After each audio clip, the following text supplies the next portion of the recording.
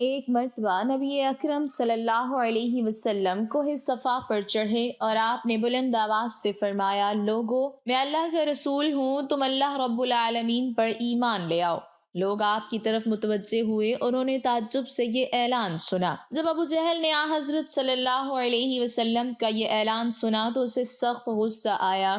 اس نے زمین سے ایک پتھر اٹھا کر حضور بسم اللہ الرحمن الرحیم۔ ناظرین، ایک مرتبہ ایک شرارتی یہودی نے حضرت محمد صلی اللہ علیہ وسلم کی خدمت میں شرارت کی نیت سے کھجور کی ایک گٹھلی پیش کی اور یہ شرط رکھتے ہوئے کہا کہ اگر آپ آج اس گٹھلی کو مٹی اور پانی کے نیچے دبا دیں اور کل یہ ایسا تناور کھجور کا درخت بن کر زمین پر لہلہانے لگے جس میں پھل یعنی کھجوریں بھی پیدا ہو جائیں تو میں آپ کی تعلیمات پر ایمان لے آؤں گا، یعنی مسلمان ہو جاؤں گا۔ لہٰذا رسول مکرم صلی اللہ علیہ وسلم نے اس کی یہ شرط تسلیم کر لی اور ایک جگہ جا کر آپ صلی اللہ علیہ وسلم نے اس گٹھلی کو مٹی کے نیچے دبا دیا اور اس پر پانی ڈالا اور اللہ سے دعا بھی کی اور وہاں سے واپس تشریف لے آئے۔ اس یہودی کو دنیاوی اصول کی کسوٹی پر مکمل یقین تھا کہ ایک دن میں کسی طرح بھی کھجور کا درخت تیار نہیں ہو سکتا، لیکن ناظرین، رسول مکرم صلی اللہ علیہ وسلم کی ذات اقدس کی روحانیت اور آپ صلی اللہ علیہ وسلم کا اعتماد اس کے دل میں کھٹک اور خدشہ ضرور پیدا کر رہا تھا کہ کہیں کل ایسا ہو ہی نہ جائے کہ کھجور کا درخت اگ جائے اور اسے آپ صلی اللہ علیہ وسلم پر ایمان لانا پڑ جائے۔ لہٰذا اس نے اپنے اس وسوسے کو دور کرنے کے لیے پھر دنیاوی اصولوں کی مدد لی اور شام کو اس مقام پر جا کر جہاں کھجور کی گٹھلی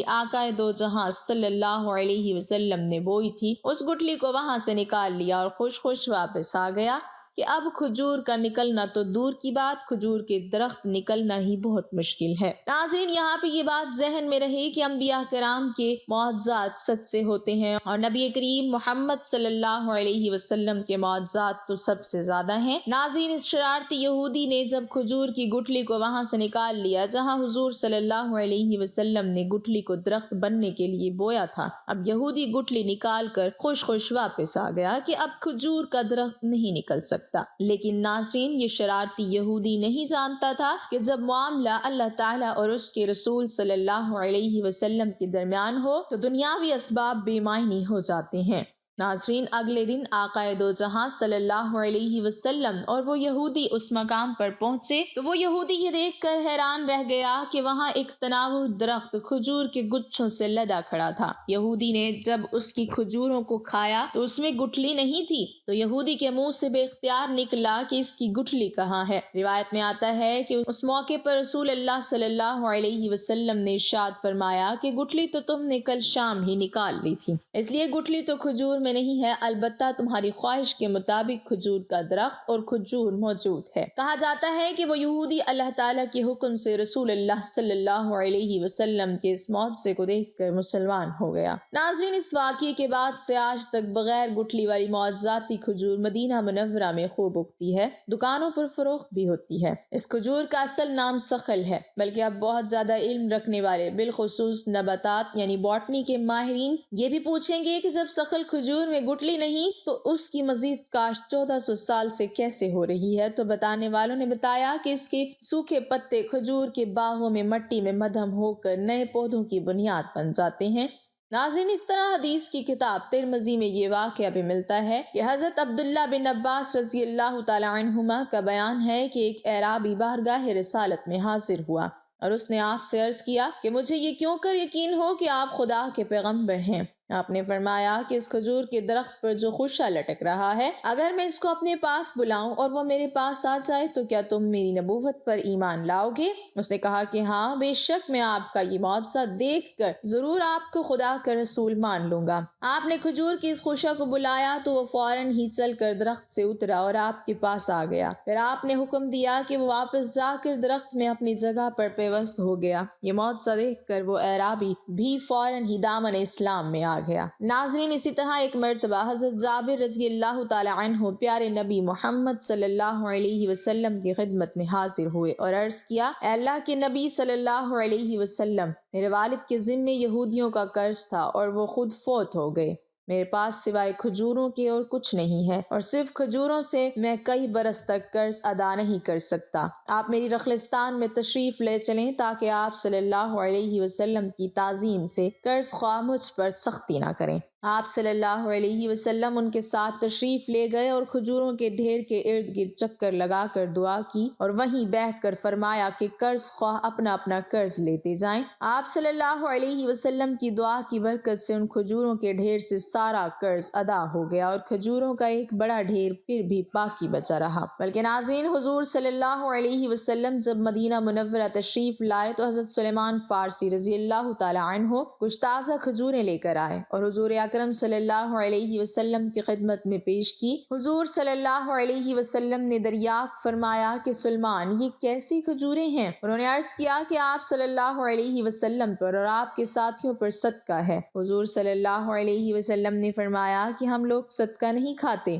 اس لیے میرے پاس سے اٹھا لو۔ دوسرے دن پھر ایسا ہی واقعہ پیش آیا کہ سلیمان کھجوروں کا طباق لے آئے اور حضور اقدس صلی اللہ علیہ وسلم کے ارشاد پر سلیمان نے عرض کیا کہ یا رسول اللہ صلی اللہ علیہ وسلم، یہ آپ صلی اللہ علیہ وسلم کے لیے ہدیہ ہے۔ حضور صلی اللہ علیہ وسلم نے خود ہی نوش فرمایا۔ حضرت سلیمان کا اسی طرح پر دونوں دن لانا حقیقت میں حضور اقدس صلی اللہ علیہ وسلم کے آقا بنانے کا امتحان تھا، اس لیے کہ سلیمان پرانے زمانے کے علماء میں سے تھے۔ 250 برس اور بعد کے قول پر 350 برس ان کی عمر ہوئی۔ انہوں نے حضور اقدس صلی اللہ علیہ وسلم کی علامات جو پہلی کتب میں پڑھ رکھی تھی ان میں یہ بھی دیکھا تھا کہ آپ صلی اللہ علیہ وسلم صدقہ نوش نہیں فرماتے تھے اور ہدیہ قبول فرماتے ہیں، اور آپ صلی اللہ علیہ وسلم کے دونوں کندھوں کے درمیان مہر نبوت ہے۔ پہلی دونوں علامتیں دیکھنے کے بعد پھر حضور اقدس صلی اللہ علیہ وسلم کی پشت مبارک پر مہر نبوت دیکھی تو وہ مسلمان ہو گئے۔ ناظرین، سلیمان رضی اللہ تعالی عنہ اس وقت یہود بنی قریظہ کے غلام بنے ہوئے تھے۔ حضور صلی اللہ علیہ وسلم نے ان کو خریدا۔ حقیقت میں انہوں نے حضرت سلیمان رضی اللہ تعالی عنہ کو مکاتب بنایا تھا۔ مکاتب بنانا اس کو کہتے ہیں کہ آقا غلام سے معاملہ کر لے کہ اتنی مقدار جو آپس میں طے ہو جائے کما کر دے دو، پھر تم آزاد ہو، اور بدل کتابت بہت سے درہم قرار پائے۔ اور بلکہ یہ کہ حضرت سلیمان ان کے لیے 300 کھجوروں کے درخت لگائیں اور ان درختوں کے پھل لانے تک ان کی خبر گیری کریں۔ لہٰذا حضور صلی اللہ علیہ وسلم نے اپنے دست مبارک سے وہ درخت لگائے۔ حضور صلی اللہ علیہ وسلم کا معجزہ تھا کہ سب درخت اسی سال پھل لے آئے مگر ایک درخت نہ پھلا۔ تحقیق سے معلوم ہوا کہ وہ درخت حضرت سلیمان فارسی کے ہاتھ کا لگایا ہوا تھا، حضور کے دست مبارک کا نہیں تھا، تبھی سوکھ گیا۔ لہٰذا حضور صلی اللہ علیہ وسلم نے اس کو نکالا اور دوبارہ اپنے دست مبارک سے لگایا۔ حضور صلی اللہ علیہ وسلم کا دوسرا معجزہ یہ ہوا کہ بے موسم لگایا ہوا درخت بھی اسی سال پھل لے آیا۔ محترم ناظرین، ایک یہودی کو رسول خدا صلی اللہ علیہ وسلم سے چند دینار قرض واپس لینا تھا۔ ایک دن آپ راستے میں جا رہے تھے کہ وہ یہودی آپ کے پاس آیا اور اس نے کہا، جب تک آپ میرا قرض ادا نہیں کریں گے اس وقت تک میں آپ کو یہاں سے نہیں جانے دوں گا۔ نبی اکرم صلی اللہ علیہ وسلم نے فرمایا، اس وقت ادائیگی کے لیے میرے پاس کچھ بھی نہیں ہے۔ یہودی نے کہا، جب تک آپ میرا قرض واپس نہیں دیں گے میں بھی آپ کو یہاں سے جانے نہیں دوں گا۔ آپ نے فرمایا، اگر یہ بات ہے تو میں تیرے ساتھ یہیں بیٹھ جاتا ہوں۔ یہ کہہ کر آپ اس کے ساتھ بیٹھ گئے۔ جیسے جیسے وقت گزرتا گیا آپ کے صحابہ وہاں جمع ہوتے گئے۔ جب انہوں نے یہودی کی یہ جسارت دیکھی تو انہوں نے اس کو سزا دینے کا ارادہ کیا۔ آپ نے انہیں ہر طرح کی تادیبی کاروائی سے روک دیا اور فرمایا کہ تم دور چلے جاؤ۔ حکم رسول کے تحت صحابہ دور چلے گئے۔ سورج لمحہ بلمحہ گرم ہو رہا تھا اور اس کی تپش سے آپ کو اذیت پہنچ رہی تھی، یہاں تک کہ آپ کے چہرہ اطہر سے پسینہ بہنے لگا۔ اس کے باوجود آپ نے کسی طرح کے غصے کا اظہار نہ کیا اور کوئی سخت جملہ نہ کہا۔ آپ سارا دن وہیں بیٹھے رہے اور ظہر، عصر اور مغرب و عشاء کی نمازیں وہیں پڑھی۔ پھر رات چھا گئی، آپ نے رات بھی وہیں بسر کی اور فجر کی نماز بھی وہیں پڑھی۔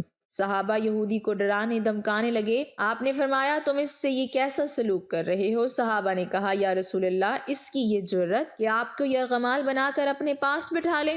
حضرت صلی اللہ علیہ وسلم نے فرمایا اللہ نے مجھے اس لیے نہیں بھیجا کہ میں کسی ہم پیمان یا کسی اور پر ظلم کروں۔ جب دن چڑھا تو یہودی نے کلمہ اسلام پڑھتے ہوئے کہا اشہد ان لا الہ الا اللہ واشہد ان محمدًا عبدہ ورسولہ، میں اپنی دولت کا ایک حصہ راہ خدا میں دیتا ہوں۔ میں نے آپ کو اس لیے نہیں روکا تھا کہ آپ کی توہین کروں، اس ذریعے سے میں آپ کے پیمانہ صبر کو آزمانا چاہتا تھا، کیونکہ تورات میں نے آپ کی یہ صفت پڑھی ہے، محمد بن عبداللہ مکہ میں پیدا ہوگا اور طیبہ کی طرف ہجرت کرے گا، وہ تنخو اور سخت مزاج اور بیہودہ گوئی کرنے والا نہ ہوگا اور کوئی جھوٹی بات زبان سے نہیں کہے گا۔ اس طرح سے میں نے آپ کو یہاں رکھ کر اس بات کی تصدیق کی ہے کہ تورات نے بالکل سچ کہا تھا۔ رسول اکرم صلی اللہ علیہ وسلم مبعوث برسالت ہونے کے 3 سال بعد تک خفیہ طور پر دعوت اسلام دیتے رہے۔ اس کے بعد اللہ تعالیٰ نے آپ کو حکم دیا کہ آپ کھل کر اللہ کا پیغام پہنچائیں اور لوگوں کو خدا کی طرف دعوت دیں۔ ایام حج شروع ہوئے تو پورے جزیرۃ العرب سے لوگ مکہ کی طرف آنا شروع ہوئے۔ نبی اکرم صلی اللہ علیہ وسلم کوہ صفا پر چڑھے اور آپ نے بلند آواز سے فرمایا لوگو، میں اللہ کا رسول ہوں، تم اللہ رب العالمین پر ایمان لے آؤ۔ لوگ آپ کی طرف متوجہ ہوئے اور انہوں نے تعجب سے یہ اعلان سنا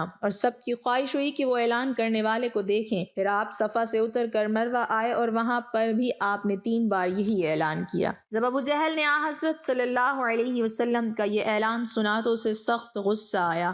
اس نے زمین سے ایک پتھر اٹھا کر آپ کی پیشانی پر مارا، جس سے آپ کی یہ پیشانی زخمی ہو گئی، خون بہنے لگا اور آپ کا پورا چہرہ لہو لہان ہو گیا۔ اس کے بعد تمام مشرکین آپ کو پتھر مارنے لگے۔ نبی اکرم صلی اللہ علیہ وسلم مجبور ہو کر کوہ ابو قبیس پر چڑھ گئے اور ایک چٹان کے پیچھے جا کر چھپ گئے۔ مشرکین نے بھی آپ کا تعاقب کیا لیکن آپ انہیں کہیں دکھائی نہ دیے۔ ناکام و نامراد ہو کر انہیں واپس آنا پڑا۔ اسی اثناء میں ایک شخص نے حضرت علی رضی اللہ تعالیٰ عنہ کو اس واقعے کی اطلاع دی اور کہا کہ میرا خیال یہ ہے کہ محمد مارے جا چکے ہیں۔ اعوذ باللہ۔ یہ سن کر حضرت علی رضی اللہ تعالیٰ عنہ کو شدید دکھ ہوا اور آپ ام المومنین حضرت خدیجہ الکبریٰ رضی اللہ تعالی عنہا کے پاس آئے اور ان سے کہا میں نے سنا ہے کہ مشرکین نے رسول خدا صلی اللہ علیہ وسلم پر سنگباری کی ہے اور بعض لوگوں کا یہ گمان ہے کہ نبی اکرم شہید ہو گئے ہیں۔ آپ روٹی پانی اٹھائیں اور میرے ساتھ انہیں تلاش کرنے کے لیے چلیں، ممکن ہے ہمیں ان کا کہیں نشان مل جائے۔ آپ وادی پر نظر رکھیں اور میں پہاڑ کے دامن میں آپ صلی اللہ علیہ وسلم کو تلاش کرتا ہوں۔